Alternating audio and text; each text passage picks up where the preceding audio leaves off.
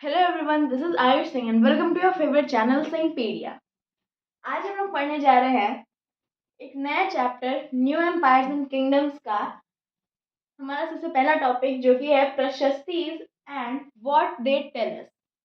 ठीक है, यानी कि इस टॉपिक में हम लोग पढ़ेंगे कि प्रशस्ति क्या होता है और वो प्रशस्ति हम लोग को क्या बताती हैं। ठीक है, अब ये चैप्टर आपका ये स्टार्ट होता है एक स्टोरी से, जिसमें एक बच्चा होता है जिसका नाम है अरविंद। ये जो अरविंद है, उन्हें उन्हें एक स्कूल प्ले में किंग की तरह एक्टिंग करना होता है। अब उस किंग के बारे में उसकी जो टीचर होती हैं वो जो है बताती है कि आपको जो है क्या क्या करना है, मार्चिंग करनी है। ठीक है, उसके बाद वो जो है फेक मस्टैश मतलब लगा के आएगा, उसको ट्वर्ल करना है। फिर उसे फाइट करना है किस चीज़ के साथ, एक सिल्वर की बनी हुई स्वॉर्ड के साथ। ठीक है, अब यहाँ तक तो वो बहुत ज़्यादा खुश था कि इसे ये सब करना है। लेकिन जो उन्होंने टोटल 5 चीज़ें बताई थी, जो लास्ट की 2 चीज़ें थी, प्ले वीणा मतलब उसे वीणा बजाना है वहाँ पे। ठीक है, और पोएट्री, उसे पोएट्री भी रिसाइट करनी है।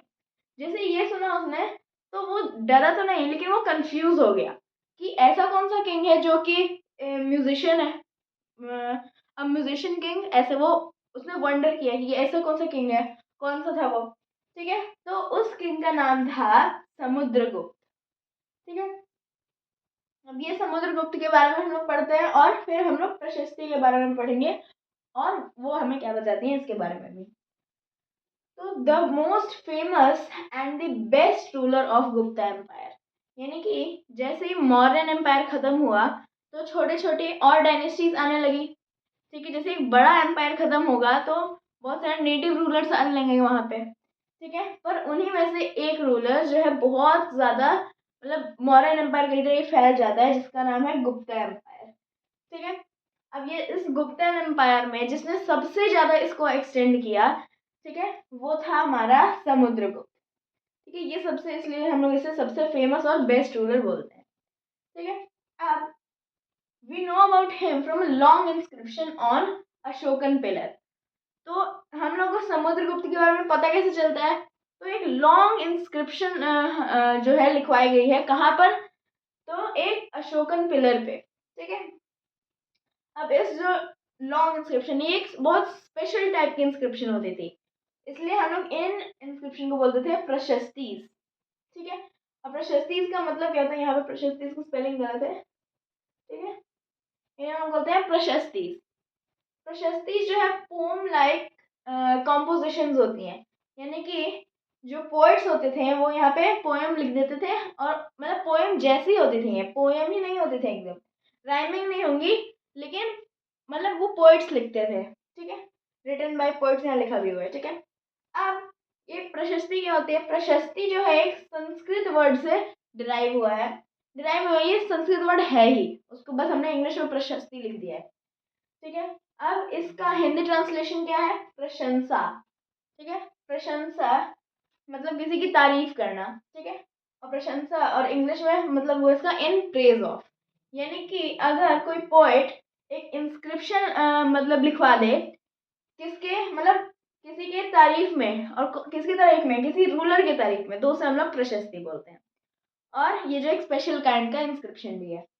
ठीक है, glowing presence of rulers and Kings, यानी कि ये जो इंस्क्रिप्शन होती थी, ये जो प्रशस्तिज होती थी, उसमें जो है जो किंग्स और रूलर्स होते थे, जैसे कि समुद्रगुप्त, और भी थे हमारे गुप्ता डायनेस्टी में चंद्रगुप्त वन, चंद्रगुप्त टू हो जाते हैं हमारे, फिर जिनने फाउंड किया श्रीगुप्त।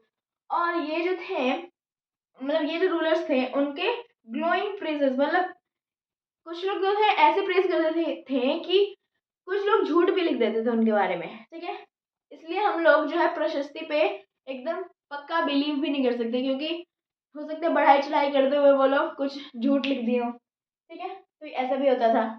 उसके बाद ये जो थे ये जो रूलर्स और किंग्स थे, ये तो गुप्तन एम्पायर के थे, लेकिन ये पहले जो था, जैसे हमने चैप्टर नंबर 8 में पढ़ा सतवाहन डायनेस्टी, जिसमें थे हमारे गौतमी पुत्र श्री सतकर्णी, उनके समय पे ये बहुत ज़्यादा इम्पोर्टेंट था। लेकिन इससे भी ज़्यादा इम्पोर्टेंट ये कब हुआ, जब ये गुप्ता है, far more important after the rise of Gupta. अब रिटन बाय पोइट्स के सामने मैंने लिखा है यहाँ पे हरिसेन। हरिसेन कौन है? तो जिसने समुद्रगुप्त की प्रशस्ति लिखवाई थी किस पे, अशोकन बिलर पे, वो है हमारा कौन, हरिसेन। ठीक है, और ये जो थे हमारे मतलब काव्य थे, इन्हें लोग क्या बोलते हैं, काव्य। ठीक है, हरिसेन एक काव्य थे जिन्होंने समुद्रगुप्त की प्रशस्ति लिखवाई थी। अब हम लोग देखते हैं कि समुद्रगुप्त की प्रशस्ति, तो ये हमारा सेकंड टॉपिक बोल सकते हैं। पहला टॉपिक हमारे बुक में दिया गया है prashastis and what they tell us, और दूसरा टॉपिक है हमारा समुद्रगुप्त प्रशस्ति। तो दोनों टॉपिक्स का मिक्सचर है वो। ठीक है, तो इधर पढ़ते हैं हम लोग समुद्रगुप्तास प्रशस्ति। तो देखो, जो समुद्रगुप्त थे उनको, ये जो पॉइंट्स हैं हमारे हरिसेन, उन्होंने बहुत ज़्यादा ग्लोइंग टर्म्स में, मैंने बताया ना ग्लोइंग प्रेजेस ऑफ रूलर्स, यानी कि ग्लोइंग टर्म्स में मतलब बहुत ज़्यादा उन्हें प्रेज किया है। जैसे कि उन्होंने बताया कि वो वॉरियर थे, वो एक ऐसे किंग थे जिन्होंने विक्ट्रीज जीती थी बैटल में। उसके बाद ये एक लर्नड मैन थे, ठीक है, उनको बहुत कुछ आता था। ठीक है, उसके बाद ये बेस्ट पोएट भी थे, ये मतलब हरिसेन जैसे पोएट था तो ये भी एक पोएट थे। ठीक है, इक्वल टू गॉड, यानी कि इन्हें गॉड के बराबर लिखा गया है इस प्रशस्ति में। और भी बहुत ज़्यादा लंबे लंबे सेंटेंसेस में ये लोग लिख देते थे। अब मैंने लिखा यहाँ one example in given in your book, यानी कि आपकी बुक में भी एक एग्जाम्पल दिया गया है इसका, जो कि है समुद्रगुप्त दी वॉरियर। ठीक है, तो इसमें लिखा गया है कि whose body was most charming. ठीक है, whose body was most charming मतलब कि जिसकी मतलब बॉडी बहुत ज़्यादा चार्मिंग थी, यानी कि दूर से ही देख के पता चलता था क्या क्या पर्सनैलिटी है। ठीक है, being covered with the plenteous beauty of marks of hundreds of scars, यानी कि वो इतने सारे बैटल्स लड़े कि उनके शरीर पे बहुत सारे मार्क्स थे, किस चीज़ के, स्कार्स के, जो कि किससे मतलब उन्हें लगे थे। तो बहुत सारे हम लोग को टूल्स के नाम दिए गए हैं, जैसे कि हमारे हो गए बैटल एक्सेस। ठीक है, मैं यहाँ लिख देता हूँ कौन कौन से हो गए हमारे ये। तो पहला हमारा बैटल एक्सेस, ये बैटल में जिन एक्सेस का यूज किया जाता था इसे हम लोग क्या बोलते हैं, बैटल एक्सेस। फिर हम लोग को दिया गया है एरोस। ठीक है, एरोस, बो एंड एरोस होते हैं ना हमारे। उसके बाद स्पाइक्स, ठीक है, स्पाइक्स हो गए। फिर spears, spears, barbed, barbed darts. ठीक है, डार्ट्स से भी मतलब ये स्कार्स आए थे। उसके बाद स्वॉर्ड्स, स्वॉर्ड्स तो मेन वेपन ही है हमारा। उसके बाद आयरन क्लब्स, आयरन क्लब्स। फिर जैवलिन्स। उसके बाद बार्ब्ड एरोज। ठीक है, बार्ब में ही हमारे क्या आ जाते हैं, बार्ब्ड एरोज। फिर हमारे क्या आ जाते हैं और लास्ट में हमारे आ जाते हैं लॉन्ग एरोज। ठीक है, तो ये जो जितने भी हमारे वेपन्स हैं कौन कौन से हमारे हैं यहाँ पे, battle axes, arrows, spikes, spears, barb darts, sword, iron clubs, javelins, barbed arrows और लॉन्ग एरोज।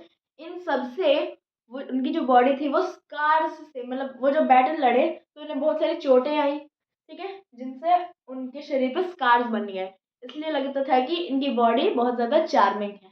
ठीक है, तो ये हो गई हमारे समुद्रगुप्त की प्रशस्ति।